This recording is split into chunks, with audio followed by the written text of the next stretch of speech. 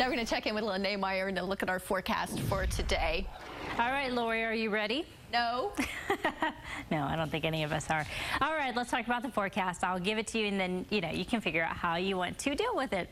Currently 71 degrees. A mild start to our morning. Again, still feeling a little bit of that cooler conditions. Enjoy it in the morning and in the evenings, because during the middle part of the day, our temperatures are really going to warm up. Calm winds, which is typical with the weather pattern that we're starting to see.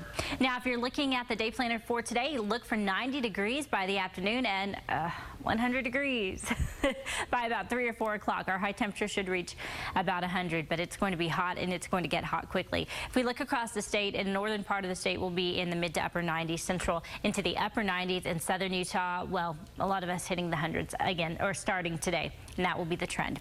Temperatures outside, still mild, 58 in Rock Springs, 56 in Logan, 55 in Elko, but the further south you go, the warmer it gets. 60s in Delta and Cedar City, 77 currently in St. George. So we're looking what's going on outdoors. Well, we have a little bit of activity to the north of us, but look across where we are. In fact, a good portion of western United States is under this, what we call a big ridge of high pressure, and it's lately been to the east of us. But look what happens. I'll put this map in motion as we head through the day today and then into tomorrow. That high pressure begins to move towards us and build. As it gets stronger, our temperatures get hotter. So I call it kind of like a bubble. We warm up under this big bubble of high pressure on Thursday into Friday, and then this guy is camping out. He's not going to move. There's no weather system that's strong enough right now to move it out. So he's just going to stay here, stay put.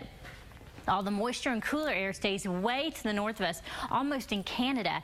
And a good portion, again, of the western United States will be dealing with this heat wave heading into this weekend and even the start of next week. We don't see any changes in the forecast until midweek next week.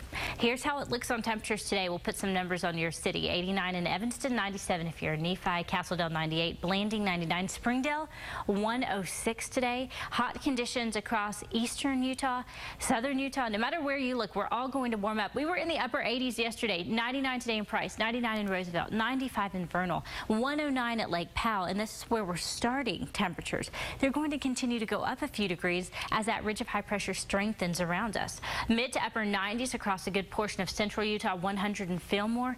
Up in northern Utah, again, we're hitting some hundreds in Spanish Fork. Salt Lake should see 100 today. The rest of us in the upper 90s and feeling very close to 100 degrees. Maybe a few clouds here and there, but for the most part, sunny skies and dry conditions. And Dixie, look how warm you get.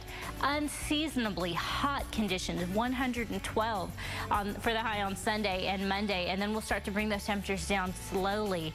And by Wednesday, we're still above average, but at least we're coming down off that roller coaster of high temperatures. Same for the Wasatch Front. Those red numbers indicating we're at least 10 degrees above average. 103 for the high on Sunday. And then finally, Lori, it looks like by Wednesday that ridge will start to break down. We'll be able to bring in some moisture and hopefully cool the temperatures down a bit. But into the weekend, this is going to be some extremely, extremely hot temperatures. All right. Thanks for the warning, Lynae. Hundreds of bike riders